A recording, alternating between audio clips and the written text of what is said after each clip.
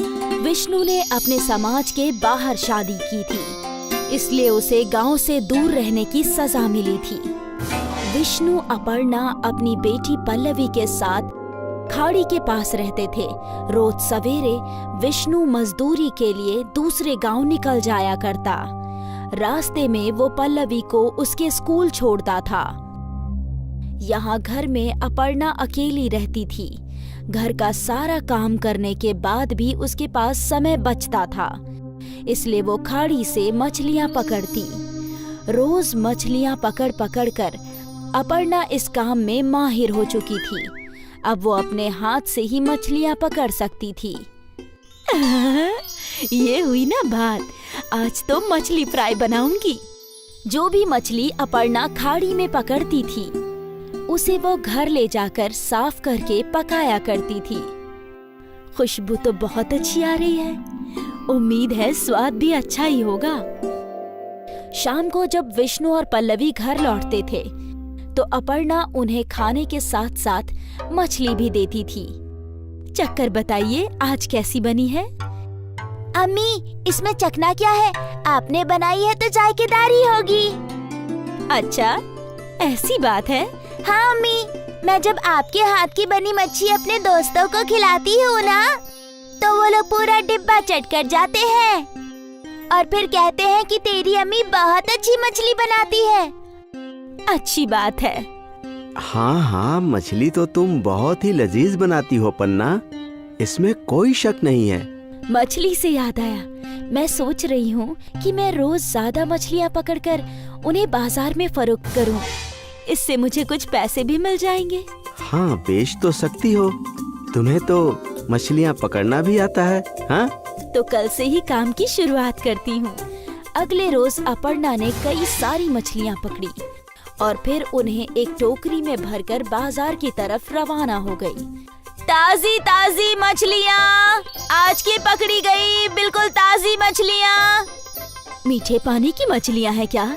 नहीं दीदी, खारे पानी की मछलियाँ हैं, खाड़ी की। नहीं नहीं, मुझे नहीं चाहिए। कई लोग अपर्णा के पास मछलियाँ देखने आए, लेकिन बहुत ही कम लोगों ने मछलियाँ खरीदी। ये देखकर अपर्णा गमगीन हो गई। कोई बात नहीं, आज का पहला दिन है, हो सकता है कि कुछ दिनों में मछलियों की फरोख्त अच्छी हो। अपर्णा ने खुद को दिलासा दिया और टोकरी लेकर घर की जानिब चल पड़ी।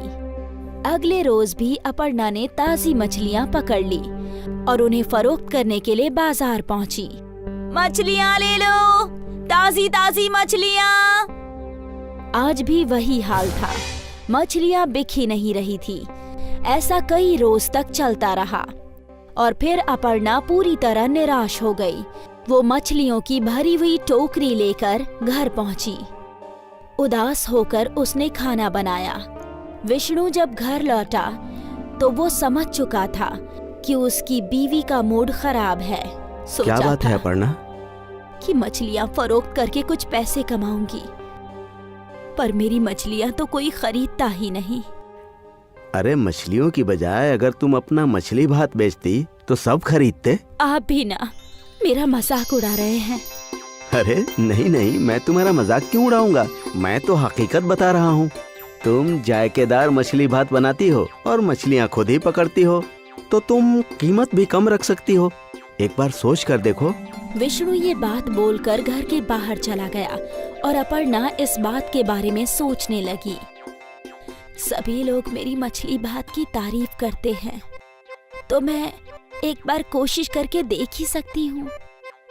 मुझे तो वैसे भी पैसे ही कमाने हैं, मछली से कमाऊं या फिर मछली भात से, क्या फर्क पड़ता है। अब अपर्णा के चेहरे पर मुस्कान आ गई और वो एक और कोशिश करने के लिए तैयार थी। अगले दिन अपर्णा ने ताजी मछलियाँ पकड़ ली और फिर उन मछलियों को पकाया।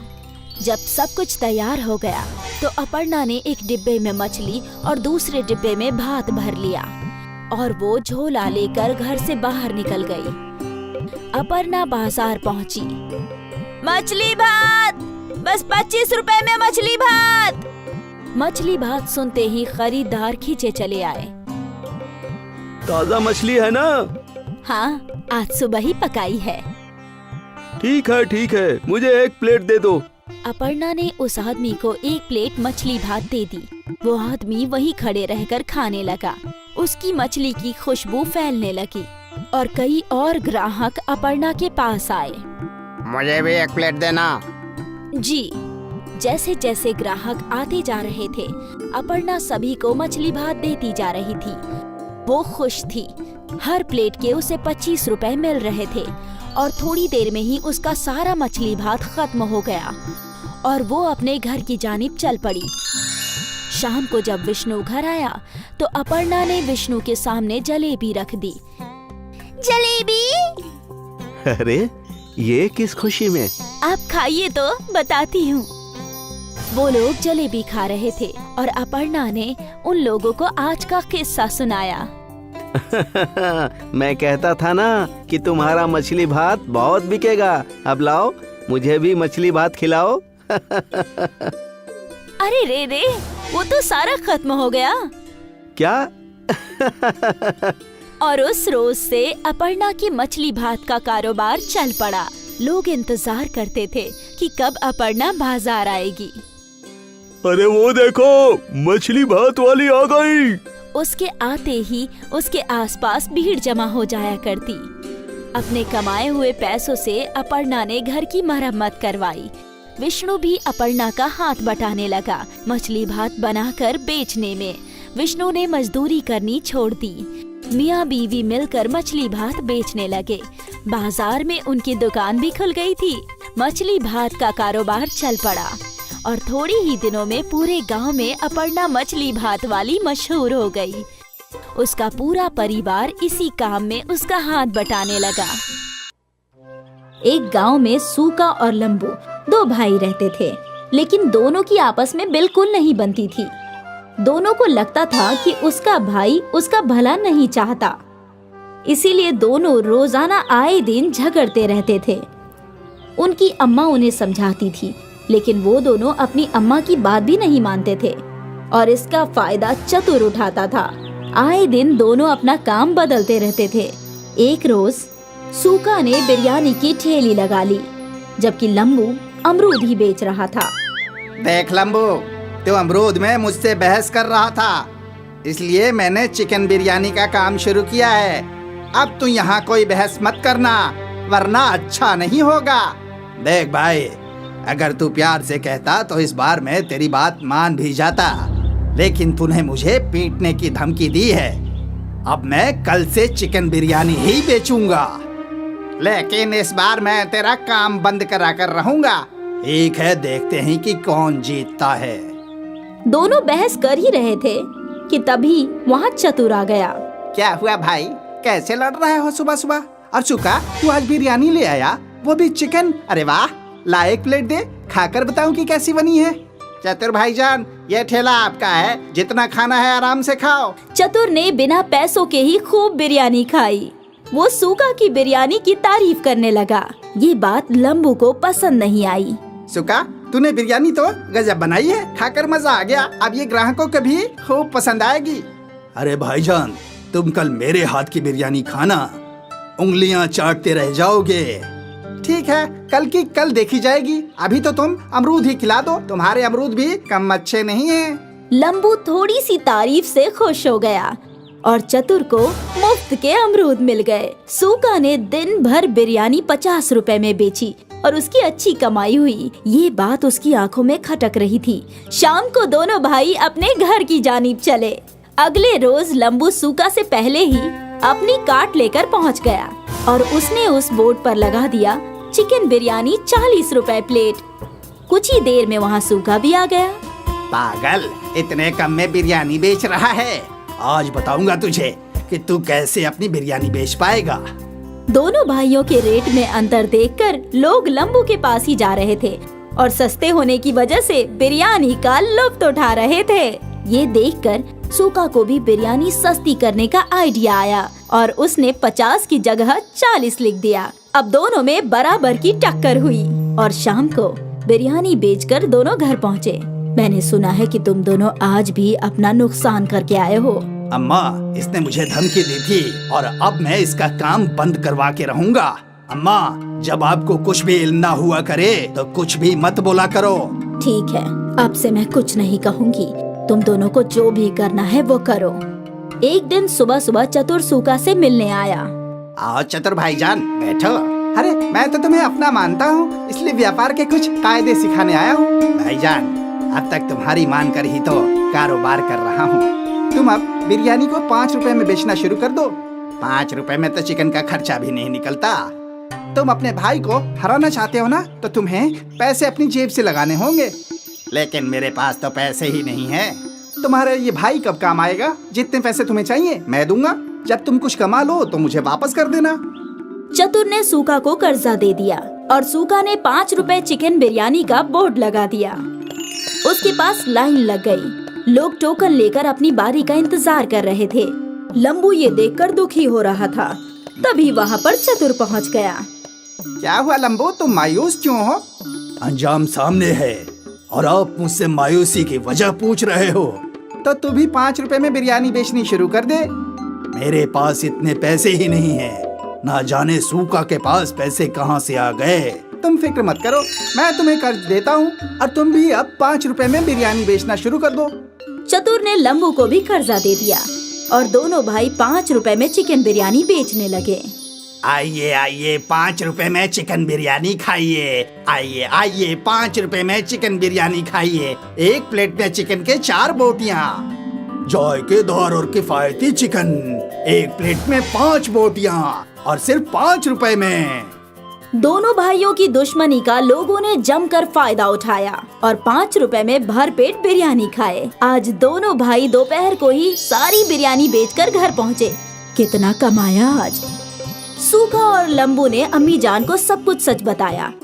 अच्छा, तो तुम दोनों को पैसे चतुर ने दिए थे। अब तुम खुद सोच लो कि वो क्या चाहता है। अम्मा, हमें माफ कर दो। हाँ अम्मा, हम आज से आपस में नहीं लड़ेंगे। जितना हम लड़ाई करते रहेंगे उतना दूसरे लोग फायदा उठाएंगे। हाँ अम्मा, हमें ये आज समझ में आ गया है। अब हम मिलकर काम करेंगे और चतुर को सबक सिखाएंगे। दोनों भाइयों ने एक ही कार्ड पर बिरयानी लगाई और बोर्ड लगाया लंबू सूका बिरयानी वाला। अगले रोज वो दोनों पहुंच गए। जब चतुर ने अगले रोज जाकर देखा तो उसके होश फाख्ता हो गए और उसने इत्तिहाद को देखकर वहां से दूर भाग जाना ही बेहतर समझा। दोस्तों, इससे हमें सबक मिलती है कि हमें आपस में इत्तिहाद बनाकर रखनी चाहिए, वरना कोई और इसका फायदा उठा जाएगा। और साथ ही चापलूसों से होशियार रहना चाहिए, वरना जल्द ही डूब जाओगे। एक घने जंगल के पास एक गांव था, सोनपुर। सोनपुर में महेश और उसकी बीवी जया रहा करते थे। अरे महेश, कब लौटा रहे हो मेरा कर्ज? जल्दी ही सेठ जी, जैसे ही पैसे इकट्ठे होते हैं तो सीधा आपके पास आऊंगा। ठीक है, मैं इंतजार करूंगा। जी सेठ जी।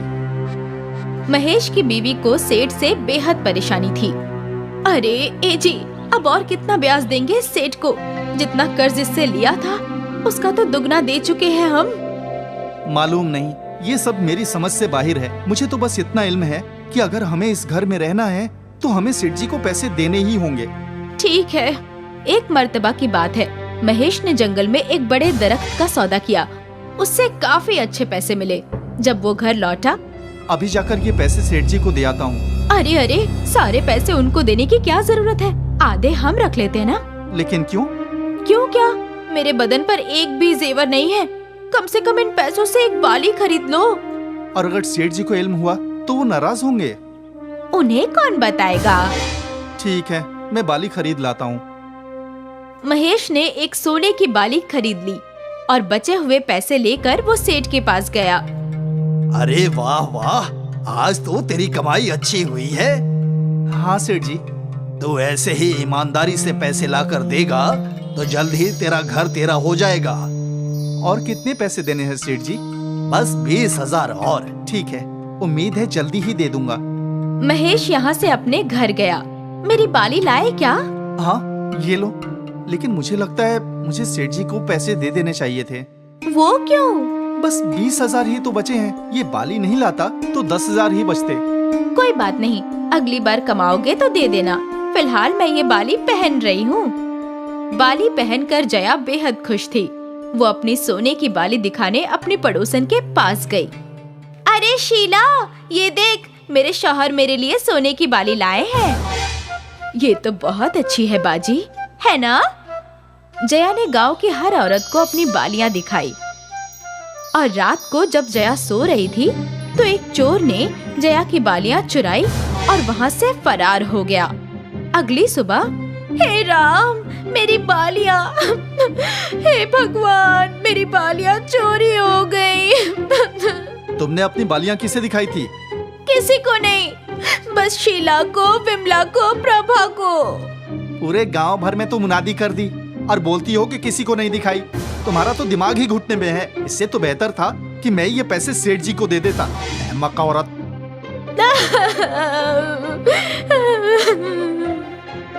जया के दिल में कोई भी बात नहीं रहती।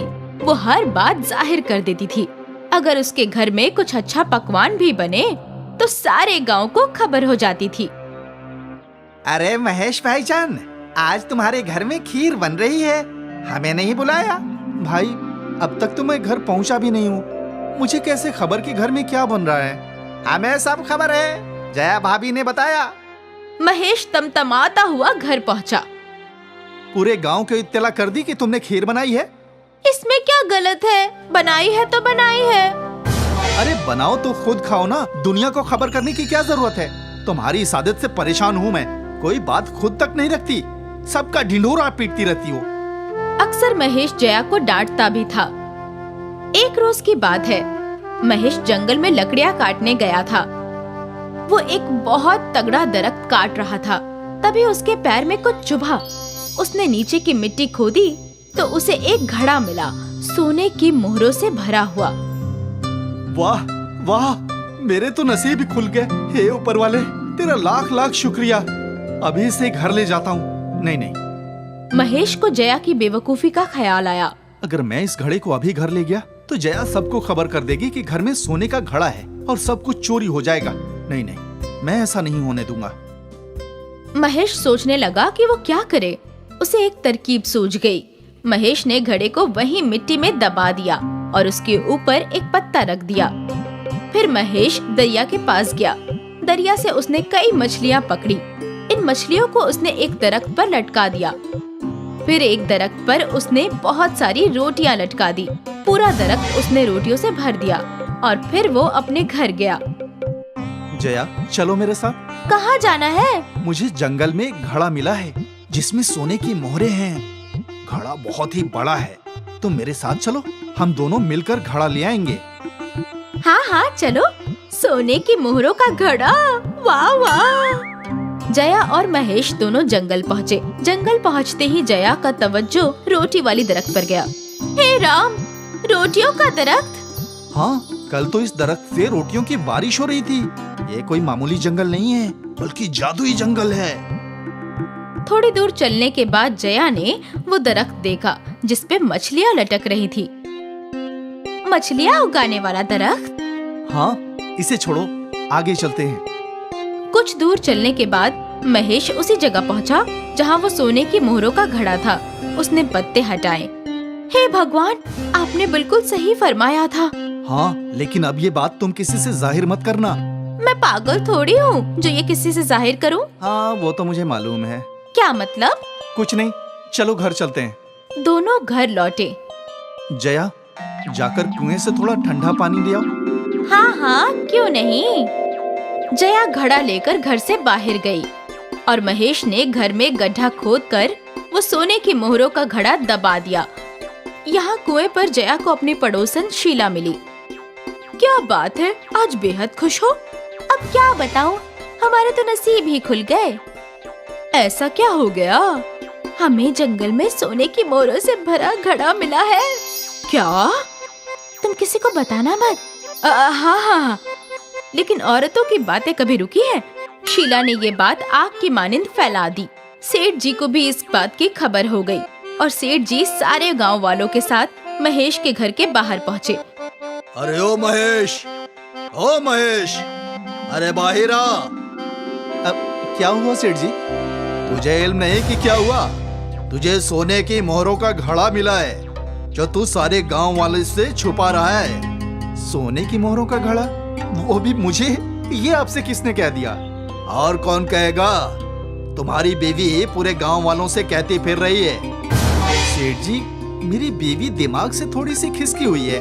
अगर झूठ लगे तो उसी से पूछिए कि वो कब जंगल गई और क्या क्या हुआ। ठीक है जया, बताओ जंगल में क्या क्या हुआ। हम लोग जंगल पहुँचे। अब मामूली जंगल नहीं, जादुई जंगल। वहाँ एक दरख्त पर रोटियां लटकी थी, करिश्मा था। फिर हम आगे बढ़े तो दूसरी दरख्त पर मछलियाँ लटकी थी। और जब हम और आगे बढ़े तो हमें वहाँ पर सोने की मोहरों का घड़ा मिला जो हम घर ले आए। सुना सेठ जी, अगर यकीन नहीं होता तो मेरे घर की तलाशी ले लीजिए। भोला, जा जरा देख घर में कुछ है क्या। सेठ जी के मुलाजिमों ने घर की तलाशी ली, लेकिन उन्हें कहीं भी मोहरों का घड़ा बरामद नहीं हुआ। अब तो आपको यकीन हो गया ना? मेरे पास कोई सोना नहीं है सेठ जी। अगर होता तो मैं आपका कर्ज नहीं अदा कर देता। वो तो है। सेठ जी के साथ साथ गांव वाले चले गए। उनके जाने के बाद महेश के चेहरे पर मुस्कान आई। हाँ, अब आराम की जिंदगी जीऊंगा। कम से कम अब कोई जया की बातों पर यकीन तो नहीं करेगा और मेरा सोना महफूज रहेगा। अरे सुनिए, ये सब हकीकत में हुआ था ना, तो लोग मेरी बात का यकीन क्यों नहीं कर रहे?